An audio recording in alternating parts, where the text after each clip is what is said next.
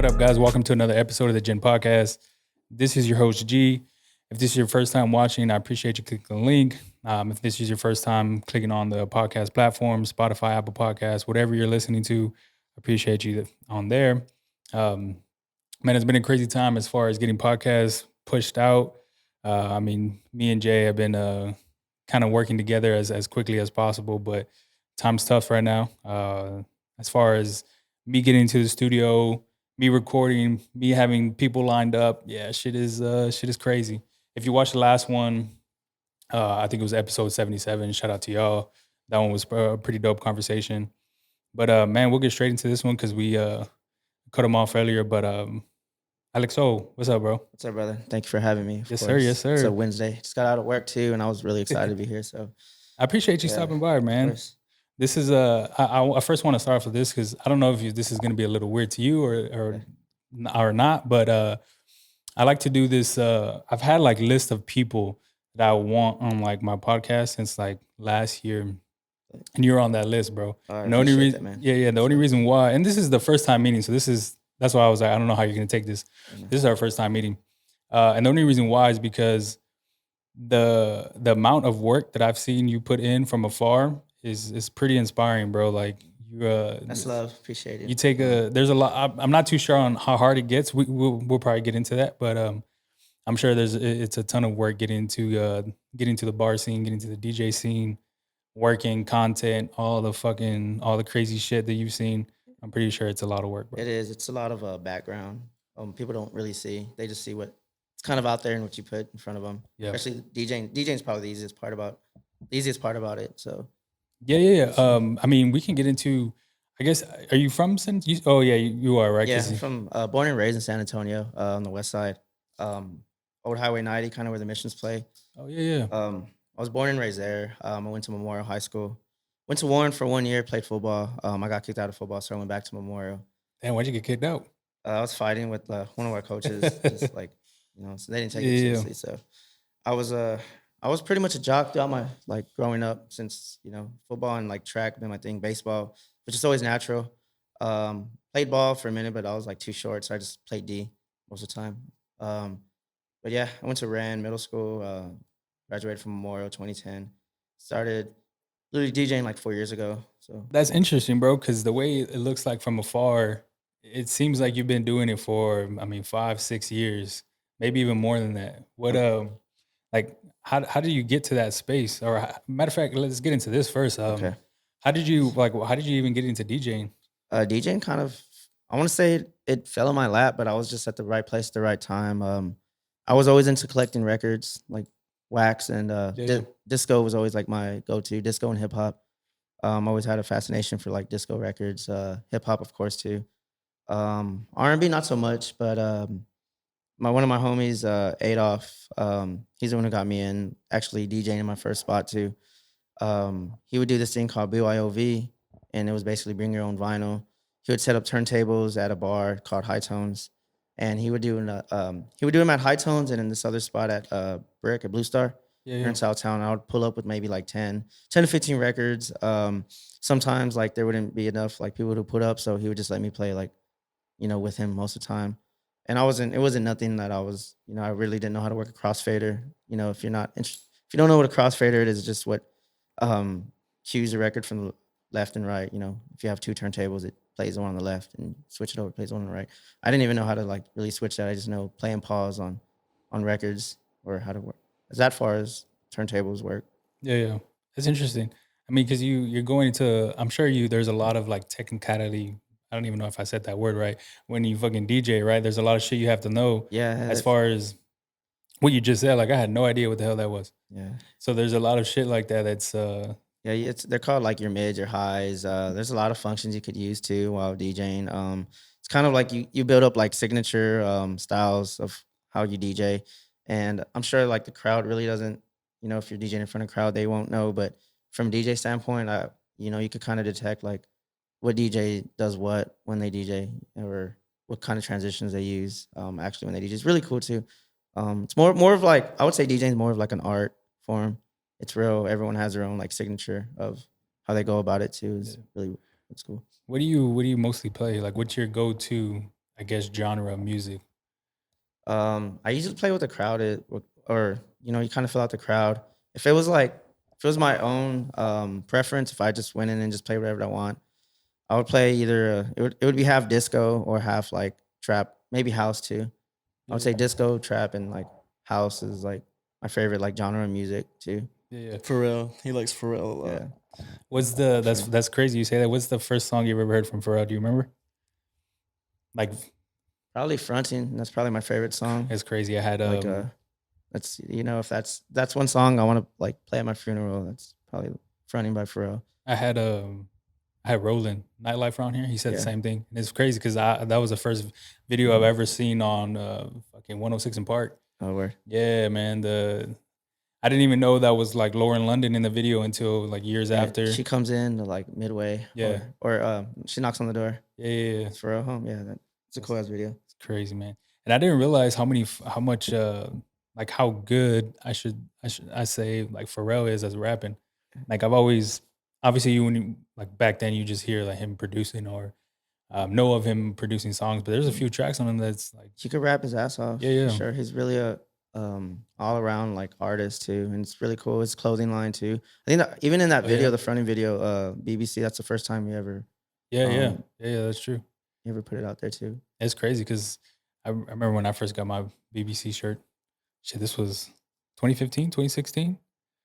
But I mean, it had been around for years. For years, yeah. Yeah. What is I that? remember seeing it in high school too. I never really got into BBC.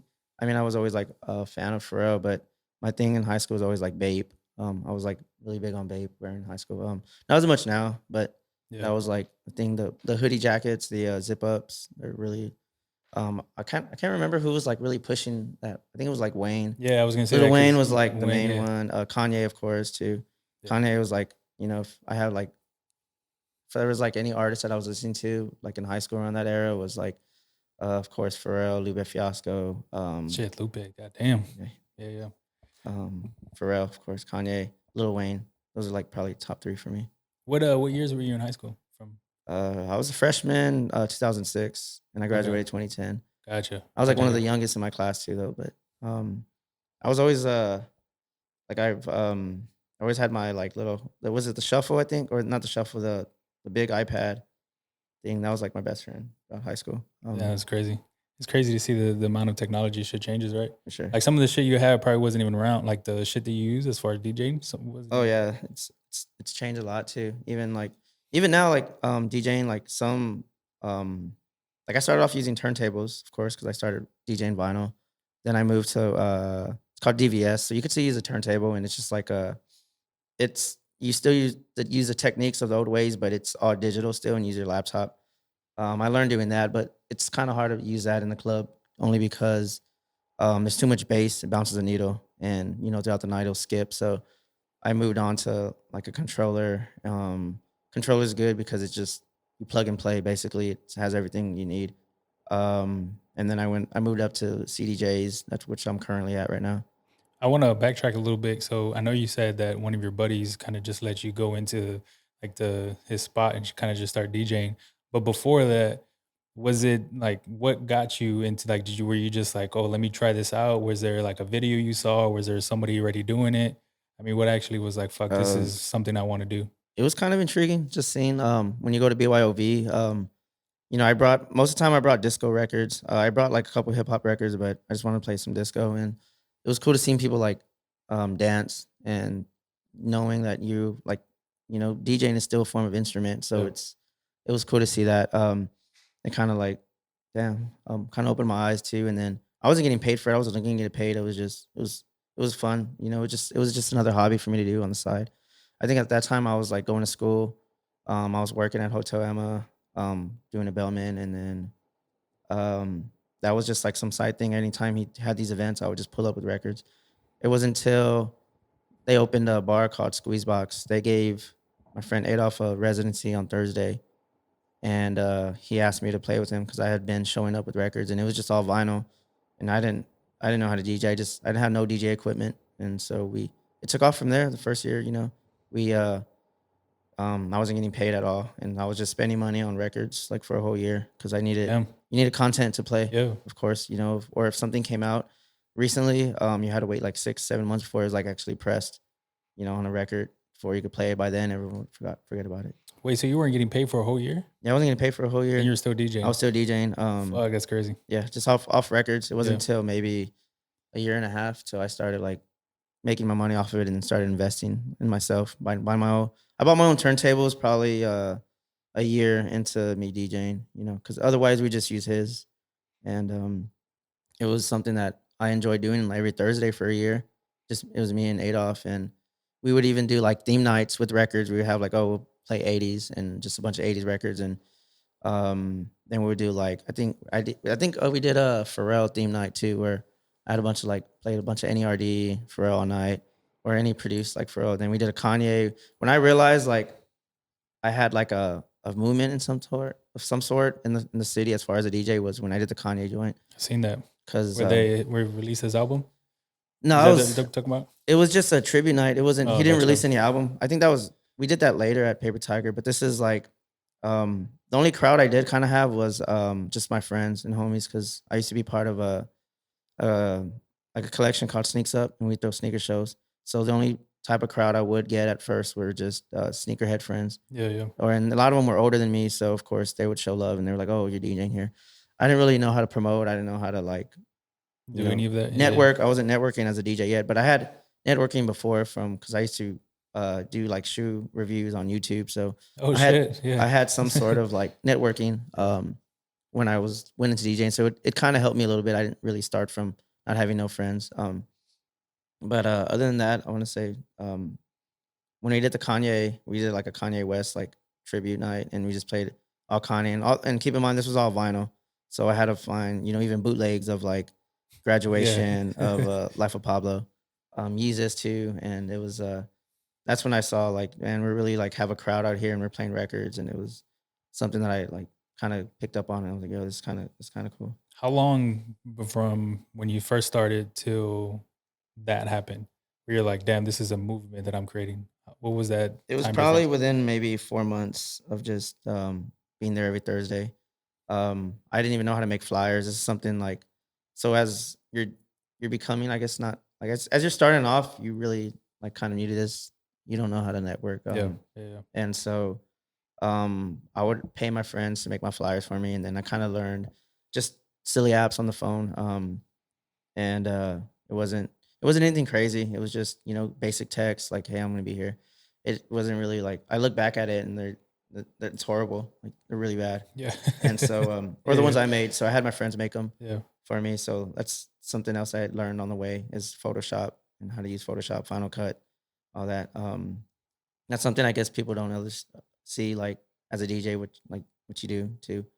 But Yeah, man, getting into the content shit is tough, man, because there was I had to learn how to use Final Cut. I don't use Final Cut anymore because I use Premiere, because it's a little more. There's a lot more things you can do with Premiere, and then Audition, what I'm recording in right now. No idea what the fuck I was doing before. Like, yeah. I mean, I know Gouda, my boy Jay, kind of taught me the whole. I mean, getting into Photoshop too, kind of making the thumbnails for YouTube videos, fucking just little shit, Instagram stories, like little shit like that. For sure. It's No idea how to make those. And Make those. it doesn't stop too. There's no like stopping too, because I've been on Final Cut for maybe like 3 years now, and I picked up Photoshop maybe last year, and it's always something to learn, and it's always like modernizing itself too. So the more you know, the better. Yeah. And it's always cool, because like now I have like some of my like DJ friends too ask me like, how do I do this, and it's like I'm not afraid to like share game with, like, to any of them, because I wish they were there like to help me out. So I had to figure like a lot of that stuff out by myself too as well. Yeah. A lot of people, I guess, sometimes find it, I guess, get intimidated by asking questions. Oh yeah. Like, because, they're afraid you're going to either say no or you're not going Yeah. to give it to them. I guess the type of person too. Like I'm one to where like I'll give free game to anyone. Yeah. They just come and ask me. I don't know it all too, so I'll go and ask like someone older, especially I would say he's kind of my mentor. He's my roommate now, Famous. He used to DJ a lot back then at Phantom Room, and he's the one who like kind of taught me how to DJ. Like, he came in and spent like maybe 30 minutes to an hour, like the technical part about it, and just kind of took off from there. That's the fucking bar that got burned down, right? Yeah, Phantom? Phantom Room. He Yeah. owns a Thai restaurant now. Shout out Thai Isan. It's one of like the best Thai restaurants in San Antonio. Shit, that's what's up, man. But I mean, you were saying the story off air, but I want to get into it. Lil Trucker Hat, how did you come up with that? that was actually because shout out my friend Ryan Goes Ham on Twitter. He used to go by Vito Crispy. He went to Sam Houston. I think he went to Bragg too. But before I was even DJing, we would hang out. We would go like right out of high school. We would go to like parties all the time. Pretty much, I met him in the party like college, like party nightlife, whatever, house parties, and we were always around. We'd hoop together too at the Y. So I was maybe DJing maybe a year in, maybe 2 years in. I kind of like developed like a name for myself already, I want to say. But he had dreads, and I was always wearing these trucker hats. There was like this one summer, I just was always wearing a trucker hat, Bass Pro Shop, whatever it was just real comfortable to wear too. Since he has dreads, he tried to put it on his head. He took it off my head, put it on his head, and he was like, "Man, it's a little trucker hat," just because my head was small compared to someone with dreads, and it kind of just like kind of stuck. And I was like, I think he called me that like once or twice, and then I was like, "Man, I'm gonna use this as like an alter ego." So when I was DJing, I was going under AlecSoul or Lil Trucker Hat.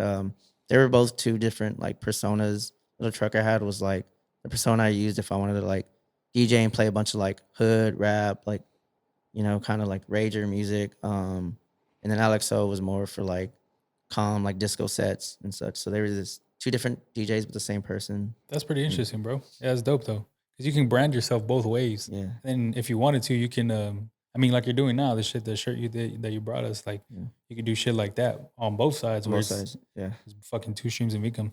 That's dope, bro. I like that strategy, man. Going into, I guess, DJing, how far into it were you like, fuck, this is gonna take some work. Like I have to actually put in the time to kind of fucking learn the craft, figure out what I'm doing, play the right songs. How long into that was until you started figuring that out? So I went in debt my first year after buying turntables and speakers and subs. I didn't probably see a profit in it, because to be honest, it wasn't really for profit, but I didn't start seeing like, damn, I could really make money off of this till maybe a year and a half after. I had bought my turntables. Turntables kind of expensive too. I spent like $600 on each one. My mixer is like $1,500, and that's where I was like, well, like if I'm gonna go in this, I'd rather like go in it like get the right, invest in yourself type thing. My dad was always like heavy invested as anything you make, you should just put it back in your business, And I started seeing myself as a business after that, and kind of went off from there. I had guidance through like a lot of my other friends. Friend John Michael, which he owns a bar I DJ at now on Fridays. My friend Laser Cat. Just I had guidance through like a lot of like my friends, so I kind of wasn't just out here like by myself, but at the same time, I was still figuring it out by myself. And the main guidance I had was through my friend Famous, which is my roommate. And he was like, he's an excellent DJ too as well. And so he makes hella bread now though. Yeah, he owns a restaurant. Yeah. He's a real estate agent and he owns a restaurant now. And, both of y'all. I guess, yeah. No, that's good though, because I mean, you started, but trips me out, bro. I mean, you still had some money coming in, right, when you were doing it for a year and a half. Right? Yeah, like not through DJing. But like just a job, or I'm assuming something else. Yeah, I still had a job coming in. I had 3 jobs actually. I was working a hotel. I was working at HEB, and I guess DJing was kind of like a job, not really. And I would sell on eBay a lot of clothes. I used to thrift back then and just flip clothes. So I always had multiple forms of income. It wasn't until I realized like, man, I'm wasting too much time like working, and I'm not like, I finally found something that I was like, I can make money off of, and I enjoy doing it too. And so it didn't even seem like work. It was because it was just fun, but I was getting paid basically to have fun. That's what I was just gonna say. Like for you to do it year and a half until you actually started getting money, starting actually making some kind of profit off of it. I mean, you had to fucking love that shit. I don't think anybody's gonna do something for free if they don't fucking enjoy doing something, unless unless they're crazy. But most people actually, whether if you're if you love your 9 to 5, if you love the shit you do on the side, if whatever, if you like fucking bacon, like you have to have some type of Honestly. some type of enjoyment to actually do it. Especially if you're doing it for free. But that's good though, because you started realizing like, hey, I can start making money off of this. And then from there, I'm sure you started getting better equipment. You started putting For like, sure. I'm sure more time because you're like, fuck, this money coming in. I can maybe Yeah, money. quit the hotel, quit HEB, and start doing it maybe full time. Yeah, and that's basically where I'm at right now too, where I'm just I still have I mean, I got off work earlier from HEB, but I still kept that job through quarantine. So I probably would never leave HEB unless, I really need to, but I work maybe once every 2 weeks, or they're real cool, they're real lenient, they know what I do and they support, me DJing or elsewhere. So right now I would say I've been a full-time DJ for the past like 2 years now, maybe two or Mm, 3 years, I guess, if you wanna count COVID, but I wasn't really DJing or I kinda Damn, was on Twitch though, so damn. So I guess you that did counts. it. So your first year was 2019 or 2018? First year I started DJing was 2018. 2018. Yeah, maybe late, like, early 2018, 2017, kind of in there, So you were DJing from that time up until COVID. How did were you getting paid money before COVID? yeah, Yeah. before I would say a year and a half before COVID, I had already, I think I was pretty, like, well established Yeah. for myself. I wasn't working as much at HEB, I was just pretty much DJing most of the time, from Thursday through Sunday, it happens quick, Monday through Wednesday, you get your rest, Thursday Yeah. through Sunday is when it happens, and COVID hit, and that's when I was like, "Man, like, I need to find other ways of, like, making income." So I went to HEB and worked, um 40 plus hours for a year and a half. And it wasn't until maybe mid COVID, I got on Twitch and started making money on Twitch and started DJing on Twitch and making more friends, just kind of, that's where it goes from like networking, meeting people to, it's pretty I'm cool. assuming you had to, I guess, put the fucking DJing to a halt, right? Because nothing was open. Nothing was open. And, even with Twitch, you have to like get your own equipment and it's not even DJ equipment. It's like I bought myself a GoPro. I had to learn a whole new software. And I invested maybe 2 weeks into learning like the whole Twitch system and Yeah. how to use Twitch, and it was pretty cool because I was like, making friends too, and then you make money too off subs too, which was really cool. It wasn't a whole lot of money as I got when I was DJing, but it was something to like still. And I had just bought a house too, Oh right shit. before, um, right before COVID, so it kind of sucked because No, yeah, that shit, man. I've had multiple fucking podcasts talking about like the whole pandemic. Everybody's just some type of way, whether if you weren't fired from your job for a load, someone passed away, someone had it, like there was just all types of shit going on where it's like someone was affected one way or another. But it's crazy though that you found.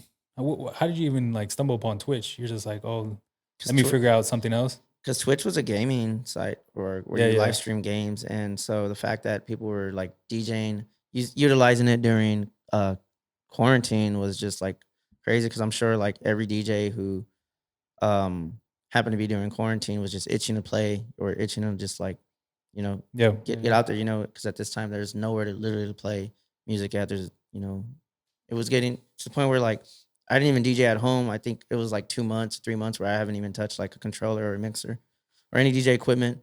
I had a homie in Joaquin who DJs in Austin, and he's the one who was like pushing me to do it. And he's like, dude, like you should really do this. You should really do this. Like, and no one in San Antonio was doing it. He was the only one in Austin doing it. I had a friend in Houston who was doing it too, my friend Morgan. Um, and there was no one literally in San Antonio at the time who was doing it. So then I ended up pushing for San Antonio, and I did my first night on Twitch, and I did it like on a Friday night, and literally to pour up like if I was in the club, just DJ and put the headset on and you're talking. Honestly, it wasn't even to like play music. I mean, yeah, it was, but it was kind of just to bring everyone and all my friends like together. It was a weird time. Like I remember that, like that Twitch shit. Like everyone was so like didn't know what was gonna happen with like the pandemic. No one really knew Yeah. how serious or how long it would last. And like it was cool to like get in those Twitches and like watch them, and you would see like all your friends' names Pop listed up, up, yeah. and it was cool. yeah, man. It gave you like a sense of like just enjoyment, like Hope, like a yeah, light hope, at the yeah, end of yeah, the yeah. tunnel. Like everybody was there that you knew that you couldn't really see for however long, and you knew that someone was there. Like I'm sure you can fucking put comments, right? Yeah, you can I'm put not really into. comments. Yeah, you were able to interact with them Yeah, yeah, yeah. too in comments, and of course, I bought myself a mic. I was real like I bought lights too because I wanted like the scene to look good. Yeah, yeah. I did some theme nights too, so I would even make club flyers like, or if I was like DJing in the club, but I'd be like, oh, like On Twitch, I'm yeah. on Twitch like this tonight, and so I would do that maybe 3 nights, or I would just randomly just like, hey, I want to DJ, and you could just pop up like 12 o'clock at night or during the day. I would do day sets too. I knew a lot of people were at work or working at home, so I kind of like kept that in mind and did like lo-fi R&B, and just talk with my friends who were working from home. And it was really cool to engage still, like even though you weren't socially engaged like physically, at least you were like on in the internet engaging too, which is Yeah. really cool. Yeah. You mentioned something earlier about pouring up drinking on Twitch. Do you drink during like a set, whether if you're at whatever bar? Oh yeah, Or for sure. You can't. It's kind of hard to DJ sober, honestly, because you deal with so much, like a lot of just to drunks. like Yeah, calm your nerves type calm, shit? Yeah, yeah. it does. It does calm your nerves. Of course, I'm never really like overly drunk or anything, because then it's easy to fuck up, honestly, while DJing. Yeah. Yeah, yeah. But I tried DJing sober a couple times. It's not fun, really. I could do it if I wanted to, but um, it's also Shout out fun in John there. Stamps. John Stamps. Oh, I have a friend in Nashville who DJs sober and doesn't drink at all. Kills it. Just kills it. Yeah, he's That's pretty crazy. cool. He's speaking of John Stamps, he's the one who I don't know if you kept up with recently, but I was DJing in Nashville because of him. He had I do a theme here called Vice City, and he had saw it and he wanted me to take it to Nashville. So went up to Nashville, and my friend Simi, who's my photographer, he went with me too. It was really cool. I know you mentioned it because I was supposed to have you, I think last month, right? I hit you up or somewhere along that, and you're in Yeah. Nashville at that time. Yeah. No, I remember that. That's cool, man. How was that night? How was the scene over there in Nashville? Nashville's really, it's very yeah. What would you say Nashville is? It's a lot more country music than we're Live used music. to. Oh, I than got you. we're Yeah, used to. gotcha. Not as much rap music, of course. A lot of live music. They did have a Soho House. If you're not familiar with Soho House, it's like this inclusive VIP. You have to have a membership to go in, and so I mean they're up to par with like stuff there. But Yeah. I think the more demand is to see live music. We also went to like this R&B venue, and they were just playing like live R&B. They had a pianist and drummers. Pretty cool. But I would definitely go back to Nashville again. It was a cool experience, just to actually go just to DJ and experience Nashville. I'd never been. Yeah, yeah. I'm always down for traveling, bro. Because man, I've been places where I've seen some dope ass shit. But I wanted to ask you, whenever you are DJing, any struggles you face? Anything crazy? Like you can think of whenever you're fucking DJing one night? DJing, actually, when you're like behind the decks, it's actually the easiest part about DJing. It's really fun. It's easier. I guess the most struggle is just dealing with drunk people, just coming up and wanting to touch like your equipment. And How, that's, do you let people tell you to play songs and you play them, or you just like do your I own shit? I try not to, or like sometimes like they'll come up. Most of the time, everyone's pretty respectful, because most of the time people that are there are most of my friends, so they kind of Yeah. really know how it is. It's like you don't go to someone's job and tell them what to do at work. Yeah, So yeah. why would you tell a DJ what song to play? And at the same time, you're playing for everyone in the room, so it's kind of like selfish to go and ask a DJ to like play this for me, because of course you're trying to accommodate to everyone in the room, of course. So Yeah. How hard is it to control the crowd? at Whenever, first, it was it was kind of difficult at first, but then you kind of get a feel, and people get a feel for like your sound selection, or I guess your vibe of what you're going for. So it's, as you get a crowd and people that actually like are organic and loyal to you, they kind of trust you, and so they're there for a reason, because so it's at first, I guess it's just building up your crowd, and then once you've been doing it for a minute, the crowd kind of already knows what to expect. So crowd pleasing isn't as hard as it was once, when I guess you first started. yeah, that makes sense.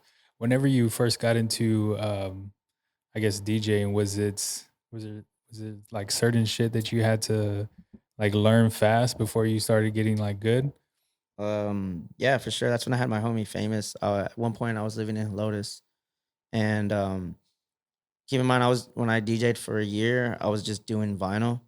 And I think at Phantom Room, they wanted me there on a Sunday, and the sub is literally right next to the booth, the DJ booth. So if you're playing vinyl at Phantom Room, you know your chances are like everything's gonna bounce, like the music's not gonna be good. So then I was like, man, I really got to go digital now because if I'm like doing this, it's not gonna sound good. So I had my friend Famous who he was in his prime, I would say, still DJing at the time.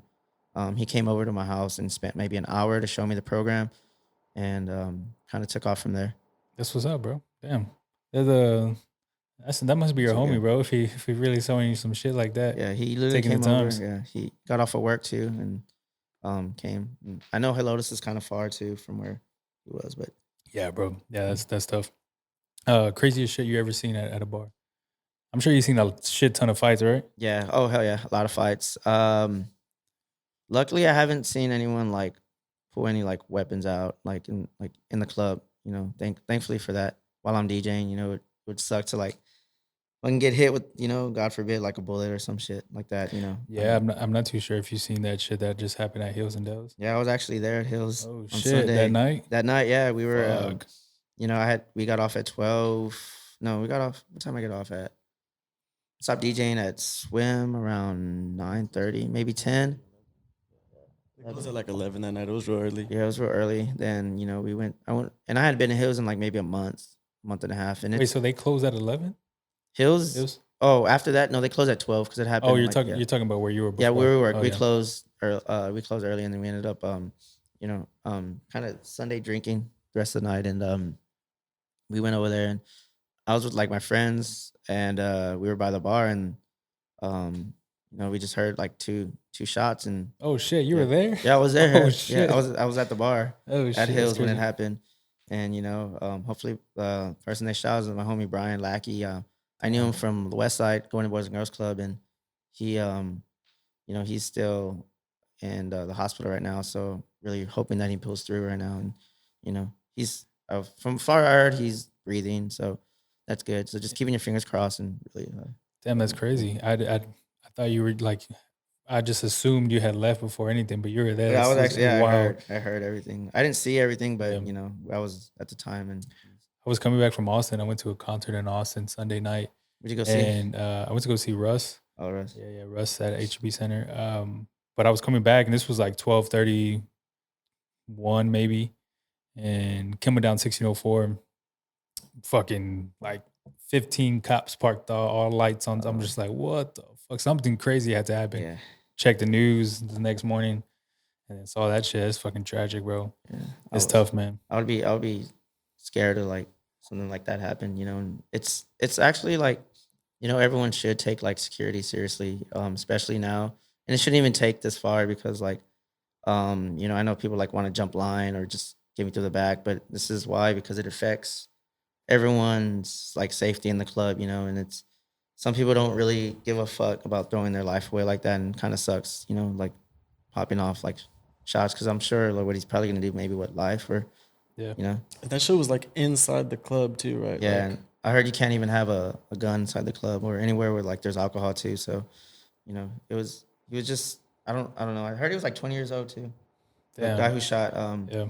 shot him, but and that bullet could have went anywhere. Yeah. yeah, like, it could that's have any fucking straight. crazy. Could even struck a DJ. My homie D1 was DJing there too that night. And Yeah, I don't think people realize like people are drinking. Like I don't think they're coherent enough to an course. extent to like really understand what the fuck is going on. Yeah. And then like you said, some people don't give a fuck. Like they're yeah, just they don't, especially. And he came through. So apparently, like he jumped the fence to get in.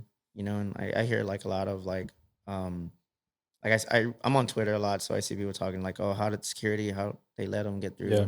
Well, I'm pretty sure like they would have like found, because they check you from top to bottom, check your purse, whatever. But the fence is like really low, so it's easy for someone to run up in there and just, you know, hop Yeah. the fence and stuff. So, you know, I hope other bars really after like seeing this really up on their security and tighten up, because it would suck for something like this ever to happen again, Yeah. like to someone else. it's a crazy situation, man. Damn. Insane, bro. Yeah, I don't know why I just assumed you weren't there when it fucking happened. Yeah, no, I was literally there. I was there tonight. Shit, where do you currently DJ at? Is it just only one spot, or how many spots you're DJing at throughout the week? Right now, I DJ Thursday through Sunday, with the exception of one Wednesday of the month, which is the last Wednesday. I do something called Silky and Wet, which is like an R&B at Amor Thurno. It's right here in Southtown, San Antonio. It's play a lot of like 90 R&B, of course, modern shit too. Like I just said, I do that one last of the month. Thursday, back then I used to do something called Feel Good Thursdays at Squeezebox, where I was playing a bunch of house 90s like music. That popped off, and of course, I kind of like ended that, and now I'm at Rumble on Thursdays, which is kind of open format. I have my homie Darius, who usually pops up with me sometimes too. Friday nights, I'm at Midnight Swim, which is I would say my like main gig, because I really treat like my Fridays as like my like best like night. That's from 9 to 2. I just had my friend Morrow actually like join me on that one too. He's really cool. I had met him through DJing, but pretty much the last 3 years, or since Midnight Swim's been open since maybe 2019, right around 2019. I've been there every Friday since. So I've never really seen a Friday outside of being there. It's really fucking crazy. Saturdays I'm at Squeezebox, which is they had redid it too, so it's like I'm trying to like still curate something there on a Saturday. Of course, I've been there for like the past 3 years, maybe, or since Midnight Swim opened actually. Sundays I'm at Swim, more of like day vibes. It's really cool. That's pretty dope, bro. How did you like get into all that? Like, when did you just kind of get into one first, and then people just started noticing, and you just chain reaction after Yeah, that's that? kind of really how it happens. You know, you're either really like busy, or you're really not like booked and busy. In this case, I'm really glad that I'm really booked right now. You know, you become friends with the owners, and you know, it's kind of San Antonio is not really that big, so everyone kind of notices what you're doing, and you know, it's like I said, DJ is like an art form, and so it's really um word of mouth too. You Yeah, know, just like any art, is, you know, someone's not everyone's gonna like what you do, and it's okay, you know, as a yeah, DJ. And I just that's kind of how it happened. Just kind of yeah, I will say Alex like a really good DJ, but he's a good person too. So I feel uh, like that kind of yeah. I'll take you out to eat after this. And You got a we'll heart, get, bro. yeah. I'm just fucking with you. Me and actually Yeah, me and Simi's a sweetheart too. I don't know if y'all ever met Simi, but Simi does a lot of a lot of the photos. He shoots camera, yeah. 35 millimeter. That's what I was gonna ask you, because I mean, you just finished saying word of mouth, so I mean, yeah, I know you. We touched on before we aired Yeah, social media. Social media is a huge thing as far as making those flyers, for sure. getting people familiar with where you're gonna be. I mean, just random, not random, but just shit that's kind of getting the word out to, hey, come through, have a good time, come see me, fucking do my work, and I mean, yeah, come have fun. It's a machine, and that's something that I think not a lot of people like really notices what goes on like behind it. I think they just see us just pull up and DJ, but no, there's actually a lot of like content you got to push out through the week. And I really have I would say I have a team right now, which is Simi, and then I don't know if you can see my friend Stone. He does more videography, and he's been blowing up this past year. Hi, Stone. Yeah, So a lot of like my TikTok content is from Stone. A lot of like my like still like photos are from Simi. And you know, I feel like if I didn't have them, it would be hard for me to push content. But it's kind of we all work together, because I give them content to record or to push. And you know, if I didn't have that, or if I was in DJing, they wouldn't have stuff to shoot. And so it's kind of we all work like a triangle, just kind of like lean off each other. mutually beneficial relationship. yeah, for sure. Because I mean, wh- whatever content creation is coming from you, you might know some DJ. They might need some content. Maybe push them this way, maybe that way. Oh, for I'm sure sure. it's working like that too. Like where Yeah, it's for just them, he also shoots like other DJs. yeah, And Stone recently has been blowing up too, and doing Austin. And then I have friends who DJ in other cities, and they saw the content he was pushing for me, and so he's been booked right now. So like, if you want to get anything from Stone, now's the time to do it, because his rates are gonna go up like pretty quick. love that. Rates are Mm. gonna go up, huh, bro? Yeah. That's Price what's up, going man. up. Well, how long have you been doing like photography? I think I got my first camera in like 2018. Oh shit, so you Uh, just started too, yeah. yeah, Yeah, I'm yeah. still pretty like fresh. Yeah. Still pretty new to it. But yeah, I'll be shooting for clubs, for DJs, people. sometimes I do shoots for people like individually when they hit me up for it, but it's kind of rare because most people when they hit you up for like shoots for themselves, they're not really like prepared like financially wise. They kind of like expect like Yeah. a hookup or something like that. Yeah, that's the crazy thing about that shit. Like people don't really understand like you're doing this shit to make money. Like you gotta have some type of income coming in, whether if it's a full time or fucking part time.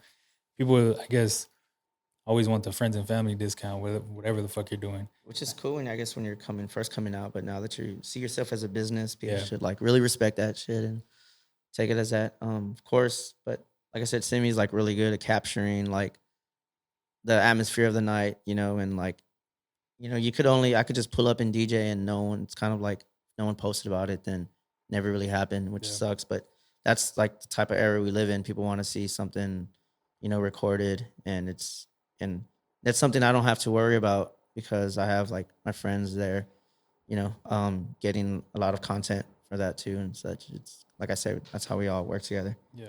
Even Gotta TikTok now. document- I'm gotta sorry. document all the cool shit that's going on because there really be a lot of cool shit. And if it wasn't for like the pictures and the videos that Stone be getting, it's just like we would just have like drunken memories, which is cool. Yeah, But yeah. But it's dope though, because I mean, I'm sure you're learning as far as like the time y'all have together. You're learning, you're progressing too as well. Yeah. So it is beneficial to all of you, like you just said. Yeah, you could probably go to his like first photos. I could go to my first like DJ sets, and they all like progressed pretty well, even with Stone. Damn, Probably- so you've been there from the get go from him, more or less. Well, when I he wanna say was halfway. talking about like when he was like first at swim and stuff like that, I Gotcha. was there at the beginning of that, but not Yeah. the beginning of him like Yeah, learning yeah. to DJ Yeah. and stuff. I met Stone. I met Simi. I want to say through Squeezebox. Maybe 2 years after I was already DJing. Maybe I want to say coming on 3 years. I want to say, and so I think he was just taking like he hadn't took photos of me DJing yet. It was just cameo or kind of a Definitely one of the first times we really like talked was at fourth quarter. Yeah, I remember. I was there because I had another homie I was supporting DJing, and that's when I actually talked to Simi. And Simi was already fucking with the Strip, which is, if you're familiar with the Strip or you're from San Antonio, if you're not from San Antonio, it's like I would say it's north central part of San Antonio where there's a bunch of bars and creatives pretty much go. It's probably like, I want to say the number one spot in San Antonio if you want to go, which Southtown is actually coming up on that too, where Southtown's always been creative, just not as crazy as the St. Mary's. But, Yeah. No, that's crazy. It's dope though. I mean, I like you starting to find people that you can trust whenever making this content. It's like it's dope, man. Like you know if you're gonna DJ one day and he's pulling up, or whoever, he's gonna shoot some dope content. You don't have to worry about about his part because he knows he knows he's doing it. Yeah, and yeah. he don't have to worry about like me bringing people there, Yeah. because he knows he's gonna see. And a lot of it too is like he like friends build off of that too as well. I don't deal with any promoters, so for that reason why is because I was telling him earlier like how like I have friends who are promoters and that's still like their hustle, but I feel like your promoters kind of to me is bringing like filling up space in the room with people that don't really know who you are yet, and so I kind of want like everyone in the crowd there kind of for me, kind of it's more organic without Yeah. promoters. No, that's what I was. That's a good point because you get these promoters and people have no idea who you are. Like, Yeah. what the fuck is this? It's just But where you do get someone that it's that mutual, I guess, respect. Like, hey, respect what you're doing. They love the work, Oh, yeah. and then just vibing at the same time. Nothing against promoters though, because I have a couple homies who Yeah. are like promoters. They do their job, but like I said, I probably would never work with a promoter for that reason, Yeah. knowing that they're gonna bring a crowd that I don't know, and it's hard to like. It's really hard as it is to like please everyone. So bringing like new crowds like at a time is difficult. I wanted to touch on TikTok because you mentioned it earlier. You going hard on TikTok? What are you doing on TikTok? TikTok is more of like my DJ. Some of my DJ nights. Stone's been putting most of my like content out for that. I'll tell him like, hey, pull up this night, and I don't really have to tell him what to do. I just tell him, he kind of already has a vision of what he wants to do, so he'll go crazy with that. I think I have a couple stuff on. Like, I wouldn't say I'm blown up on TikTok. That's something I do want to tap in though for sure, especially as a DJ. Only because it's another advice or tool of networking. TikTok's been more like the more modern thing to do now. Even Instagram Reels, Reels are fucking crazy. And this is stuff that you don't necessarily have to do if you're a DJ, but I feel like it's something that it'll help you, of course, like or make progress your nights, or bring people that aren't even like familiar with you. um I guess they'll come across it and just fucking, damn, this is kind of cool. But I think I have like some DJ stuff, and then I have like, I think I have like Kanye video on there from when he did his Donda 2 in Chicago. Yeah. And then just recently I was in Houston last week, and I have like a Travis Scott and Chase B fucking TikTok too. And it was crazy to see that last Wednesday actually. Damn. So he's playing music again? Yeah, I was fucking was it literally a week ago from, yeah, last week, literally a week ago from today. Chase B is a DJ, of course.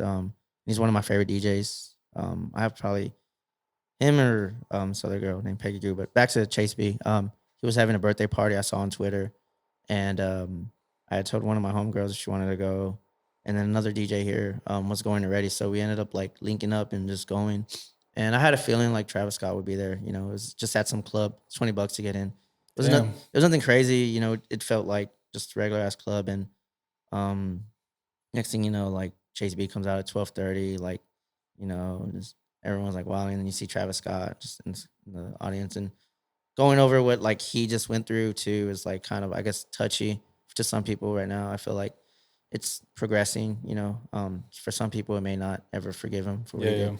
But I'm willing to, like, Travis is like an artist too. So he put up, and it was crazy. I was like arms linked from him most of the whole night. He was buying the club shots. He talked to us too afterwards, like after the club finished. He was rolling out his Lambo. One of his security like had one of his security was driving his Lambo, and he had the window down, and we put up and we told him, yo, we just came up from San Antonio, and he was telling us where he lived at in San Antonio. And the whole UTSA thing, I'm sure like a lot of San Antonio people know he went there. But it was just like cool because it just shows like he's just as human. People like, take it for granted too sometimes.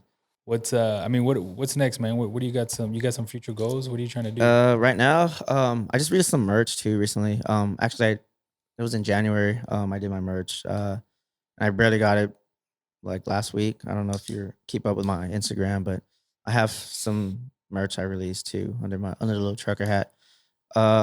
So probably continuing forward, I want to like release more. I just made another ego, or I guess alias, called Sex Boy, and that was like yeah. That was one where just like it kind of I was driving by and I saw like someone was messing with the words at Squeezebox, because they had it like Sexy Box, but it was the Y was like I see what you White Boy, and I was like, and so I thought that was pretty funny. So I'm probably gonna go under Sex Boy maybe for the summer, or use that as an alias too as well. But I want to release merch under that name too, maybe Tanks or Crop Top Tanks. I also have a night called Vice City, which I really want to like push for that in other cities. The first city I did it was in Nashville, outside of San Antonio. So I kind of want to push that as well. It's basically a night based off of Grand Theft Auto, the music and the soundtrack, and just pretty much disco, and just give something, give a night where it's just not like hip hop or like trap or the common stuff you hear in the club. But that's probably my next go. And then I don't know. I really want to tap into LA. LA is like really fun. I have friends who DJ in LA, and so that tapping into another city, of course, would be cool, because I tapped into Austin already enough. Houston, I played a couple times, so that's always cool. But I think the next thing for me is maybe a festival, or like I really want to tap into like another state and just be able to pop off there. That's what's up, bro. That's what's up, man. This has been a good fucking podcast. Anything you want to plug? Anything you want to say before you get up out of here? This Sunday is my friends are throwing a show called Collab, which is like a sneaker show. They're the ones who did Sneaks Up back in the day. If you aren't familiar with Sneaks Up, it was just one of the only sneaker shows in San Antonio. A lot of them that orchestrated that are doing that this Sunday, and I'm DJing that actually at the Davis Center. It's damn, I don't know what time it is, but I think it starts at noon. But I'm gonna be DJing there this Sunday. That's what's up. There'll be a lot of people. I know what you're talking about. Yeah, there's gonna be a lot of people. Question and Davies Entertainment, and Davies is really cool, man. I haven't met Davey. I'm really interested in meeting him. Lonnie Walker will be there too. So I Yeah. know a lot of San Antonio people are gonna be there. What actually last question because I forgot to ask it. Advice to someone just getting into DJ or that wants to get into DJ, what would you tell them? Just fucking go for it. Honestly, it's nothing. It's not a competitive field to be in. I don't know. It shouldn't be competitive. It's like an art form. So you never know until you put your shit out there. Honestly, and like art, you know, it's just some people like it, some don't. You can't really please everyone. I just want to plug in my homie Simi. Yeah, what's Stone's? I know we didn't get him here, but what's his fucking Instagram It's name? Pride Up, but it's spelled P. I'm gonna make sure I get this right. PRVYED up underscore Underscore. or underscore first. Yeah. You can come in here, You bro. come in the camera. Yeah, you would have to trade spots with homie right here. I can just like, you know what I'm saying? So prayed up, P. Can you hear me? It's Yeah, good. yeah, Yeah, yeah. prayed up, PRVYEDUP, Maximilian Stone. You know, Yeah, tap in with him. Step in if you need videography done. My man Stone to get you right. Simi's Dream Continuity. Oh yeah, my IG is Dream Continuity with a K. So Dream and then KONTINUITY. And then mine, if you don't know my Instagram, it's AlecSoul. On Twitter, it's Lil Trucker Hat. You know what? I'm kind of thinking of just changing my Instagram to Lil Trucker Hat, but you know, I don't know. Still haven't got. Yeah.